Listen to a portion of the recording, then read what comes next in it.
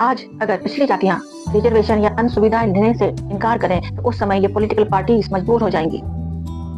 लेकिन ये आपको बार बार पिछड़ा और कमजोर होने का एहसास कराती रहती हैं और ऐसा ये पद पसली करती हैं, क्योंकि अगर आप पढ़े लिखे हो गए तो आप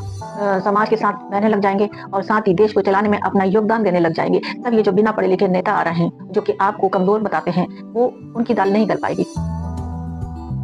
आप क्योंकि पढ़े लिखे ना, आपको कम नंबर पे जॉब मिल जाए, आप पिछड़े हुए ही कहलाते रहें, ऐसा इनका मोटिव होता है। अच्छा, एक बात बताइए, जो आप ही की जाति के लोग हैं, जो कि हस्बैंड वाइफ दोनों ही गवर्नमेंट जॉब में हैं, जिनके बच्चे अच्छे अच्छे स्कूलों में पढ़ रहे हैं, जब उन बच्चों को गवर्नमेंट जॉब मिलता है कम नंबर पर, तब क्या ये लोग आपके लिए ये कहते हैं भाई हम लोग तो अब खड़े हो गए हैं, अब हमें रिजर्वेशन की जरूरत नहीं है, ये जो रिजर्वेशन है हमारे दूसरे भाइयों को दे दिया जाए? वो लोग ऐसा नहीं कहते हैं, वो इसका फायदा लेते रहते हैं और आपको जॉब नहीं मिलता, ये जॉब कुछ ही लोगों को मिलता है, आप ही की जाति के लोगों को। तो इसका मतलब ये हुआ कि आपकी जो जाति है उसी में ही डिवीजन कर दिया गया है। एक तो वो लोग आते हैं जो सरकारी बड़े बड़े पदों पर बैठे हुए हैं, अब वो लोग अपने आप को आपसे मिलना पसंद नहीं करवाते,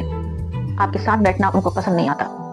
क्योंकि अब वो ऊंचे हो गए हैं। अब वो पिछड़ी जातियां तो नहीं कहलाना पसंद करते हैं, लेकिन उनके जो बेनिफिट्स होते हैं वो ये लोग लेते रहते हैं और आप जहाँ थे वहीं खड़े हो जाते हैं।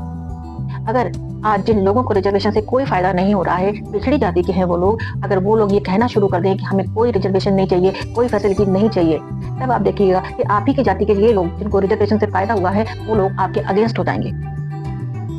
अगर आज आप अपने लिए आवाज उठा लेते हैं और खड़े हो जाते हैं, हमें रिजर्वेशन नहीं चाहिए, बंद करो ये रिजर्वेशन और हमारी जाति के आगे ये पिछड़ा वर्ग जोड़ना भी बंद करो, तब आप देखिएगा कि जो पूरे देश में खलबली मचेगी, स्पेशली आप ही की जाति के लोगों को जो खलबली मचेगी, जो रिजर्वेशन से फायदा ले रहे हैं कंटिन्यूअसली, वो आपके अगेंस्ट होकर बोलने लग जाएंगे।